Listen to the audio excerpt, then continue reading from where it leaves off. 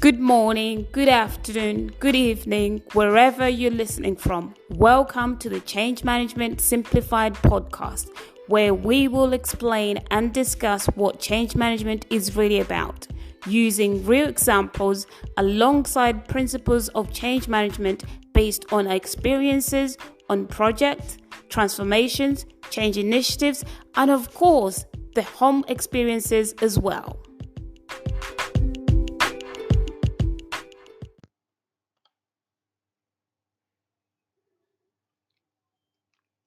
Hi, welcome back to the Change Management Podcast. Um, Thank you for tuning back in. And please help me subscribe or follow, and also like if you enjoy these episodes.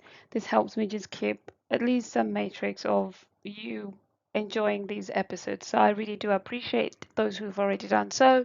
If you haven't, please do. Today is episode 12.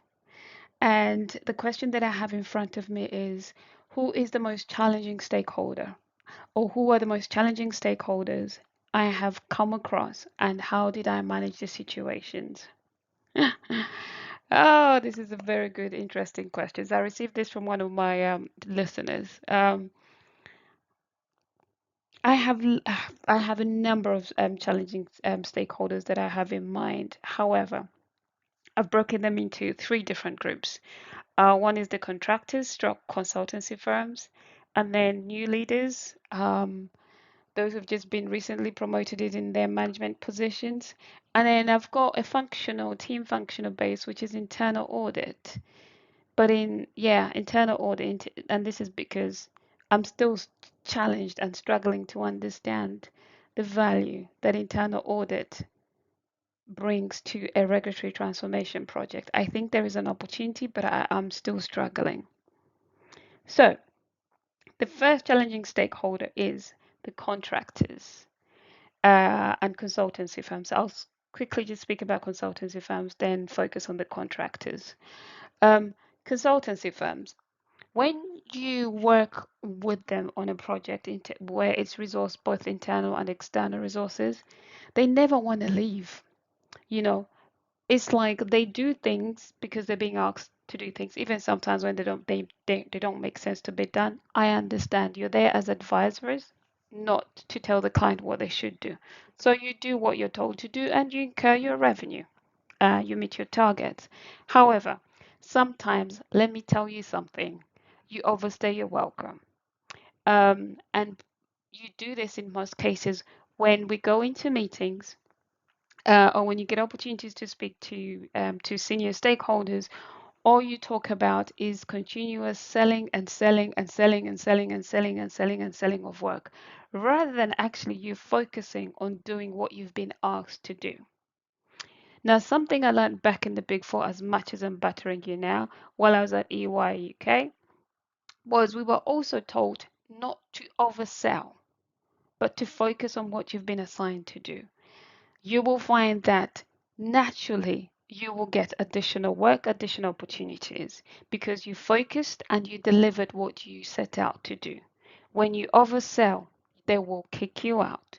And sometimes you build a bad reputation whereby some internal senior stakeholders will say, we don't want that person coming into this company. Yes, it does happen. It does happen, believe it or not, where they'll say, we don't want that person because all they do is just sell, sell, sell, and therefore they're just talking at me rather than listening to me or looking out for what's best for me as a client, what I could do to improve my performance, in terms of processes or company performance, but rather more of focusing on them, how they can sell me more work so they can hit their targets. So, consultants, keep that in mind. Now, with the contractors, similar scenario. We've got two groups. We've got those who come in, do their work, assigned work, finish, transition it across, and they will leave peacefully. Then there is the second group, which they will come in and they will not leave as well. Same scenario as the big, as the consultancy firms that I've just described. Um, the individual contractors is much harder. For them, it's the challenge I face with them is we've brought them in specifically for a particular skill set that we don't have in-house and we need them. And therefore, it's important that I still obtain the information that I need from them and for them to do their job, but also I need them to transition that knowledge to the new perm people that we would have onboarded eventually. And this is the scenario example that I had where um, a contractor um, was requested to document their processes so that we can hand them over to the shared service center team, and he wasn't willing to do so by the previous transformation lead. However, they also had the personality wise, they just never they just never gelled together. Both sides were disrespectful to each other, and the transformational lead always treated him as he was inferior to the contract, and he could talk to him as however how he wanted, insult him as he wanted, and basically he just barked in a way, I want you to do this, you kind of think so the contractor always had the reason of I'm still doing my my regulatory returns, and therefore I don't have capacity. So 12 months down the line, still nothing. So I was called upon by my boss to say, I'd like you to take over this situation because we need to transition to the shared service center in 6 months' time. Fine.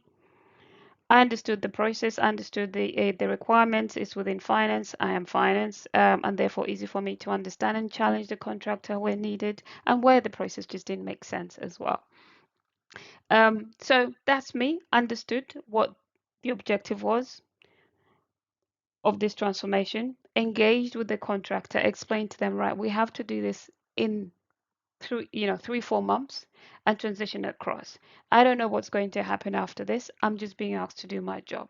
So I'm in the same scenario as you. Once I finish this project, I don't know where I'm going. However, I'd like to do this so that we can move on and also find other opportunities to work on. He's like, okay, fine. So eventually reached out, started getting the same excuses. I don't have capacity. I was like, oh, that's fine.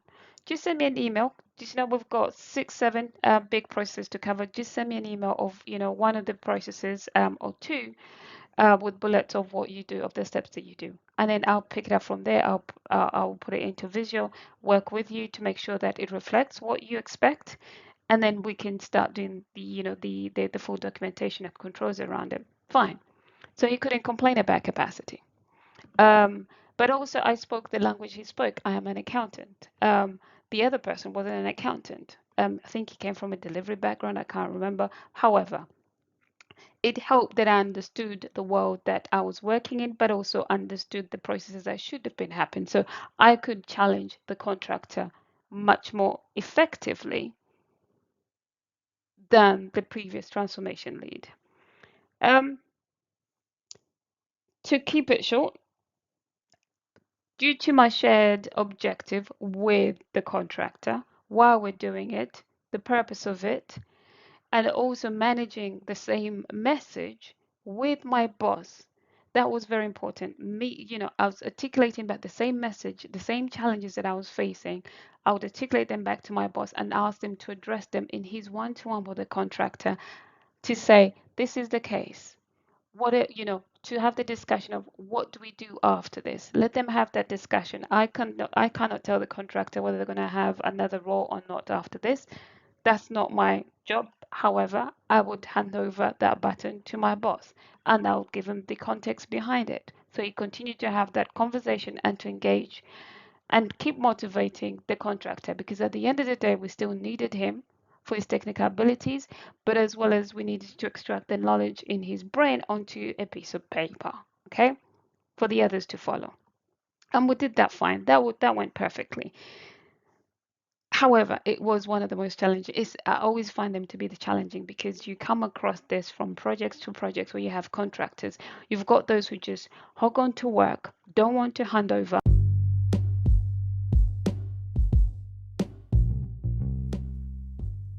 Now, if you find this podcast beneficial and interesting to listen to, do me a favor. Please press follow and subscribe and share with your friends and families.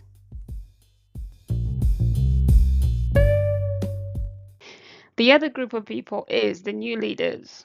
Oh, I find this the most challenging. They are annoying and challenging to manage at the same time. You're saying, why am I managing them? Because they're leaders. I have to manage upwards and downwards. And these ones, I manage upwards. They have no clue what leadership is about. Yes, they've got there, but for some reason, all of a sudden, in reality, in practice, they have no clue how to lead. They don't know the difference between a leader and a manager. Different. A leader, you're there to most of the time unblock obstacles, overcome challenges for your team, give clear directions and guide them and be there when they need your support.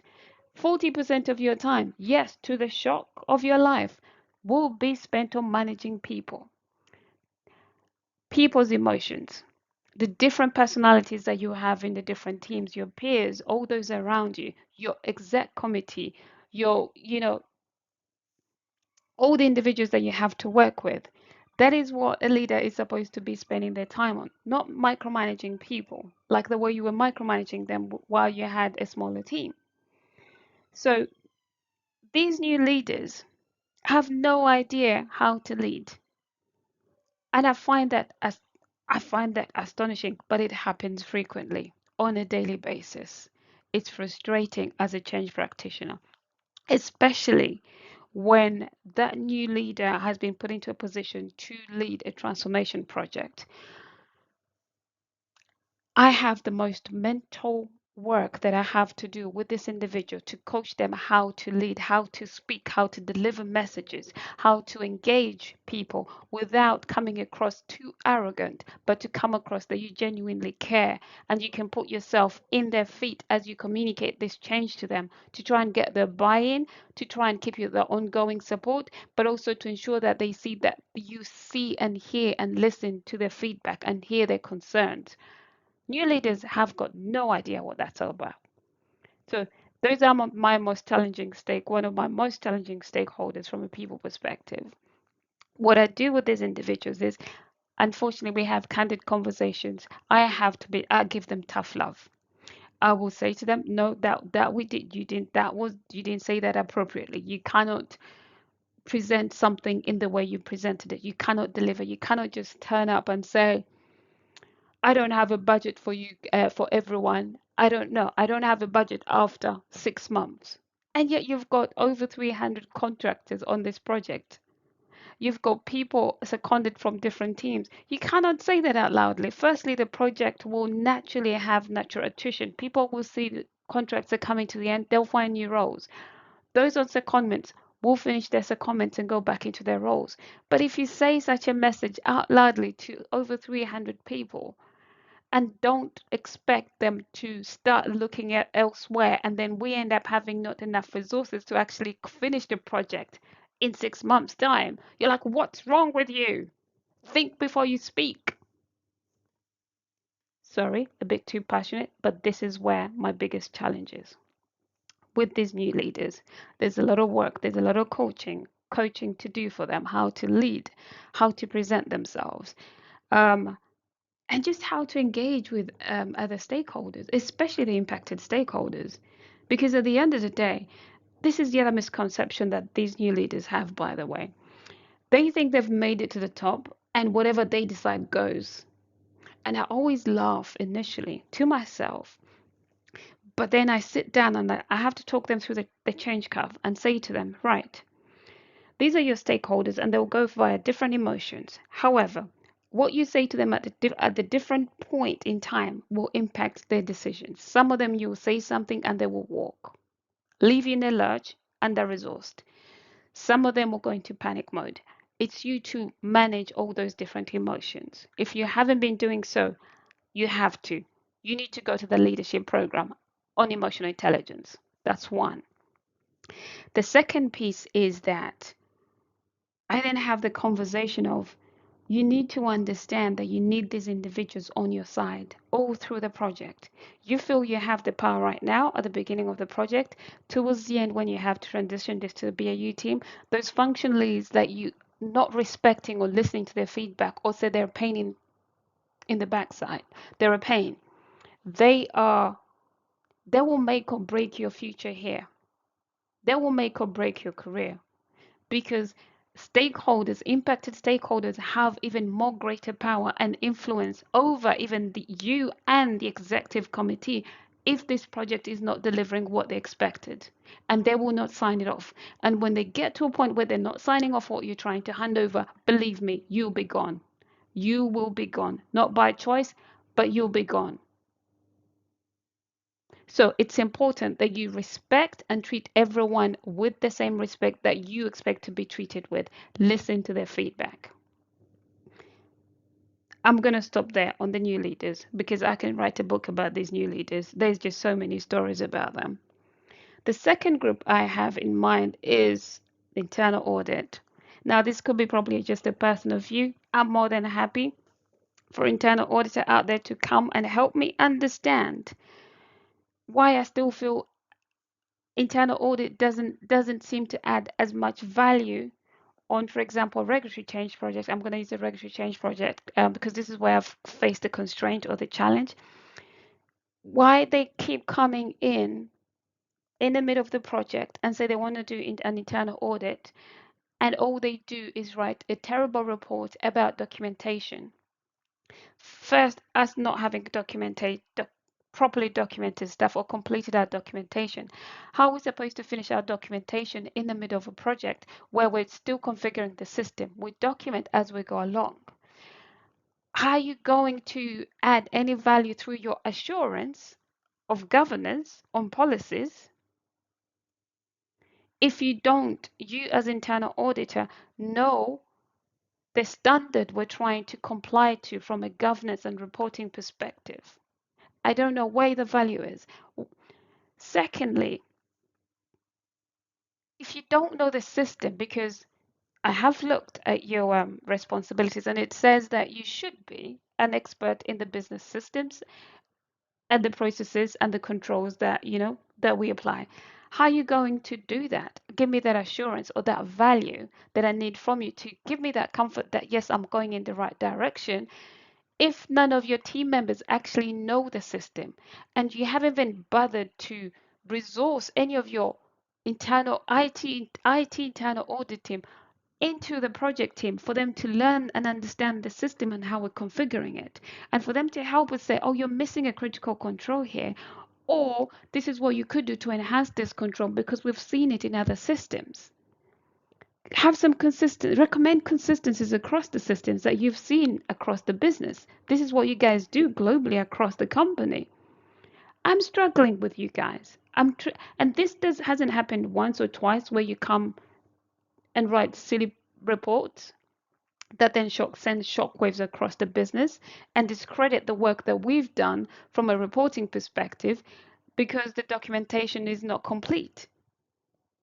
We can do this much better. You can come work with us, and then after that, you can leave us for, for 6 months during comparatives, leave us, go back, and then come back later and see whether we've implemented everything we should have. That I find more value add. And this is actually, by the way, I prefer to work with the external auditors, definitely give us more value, plus the controls team.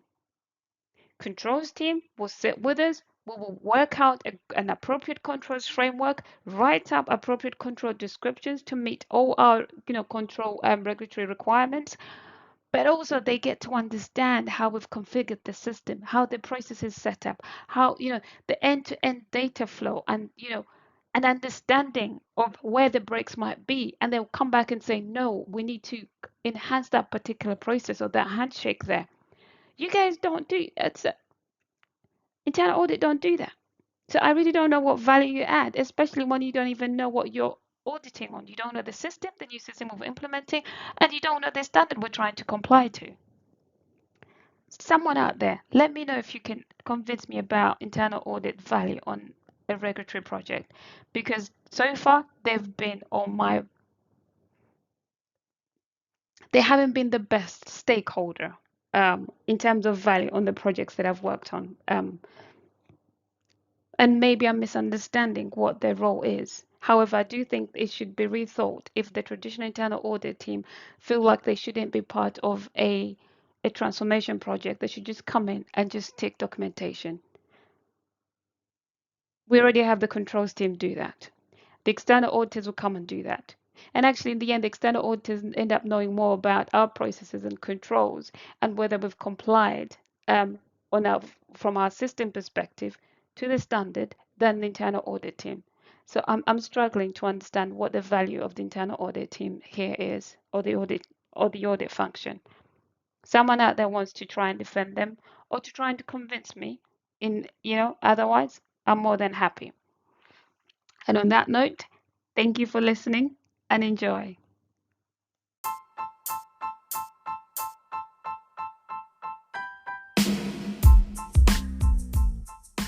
If you find this podcast beneficial or interesting, please press follow, like, or subscribe.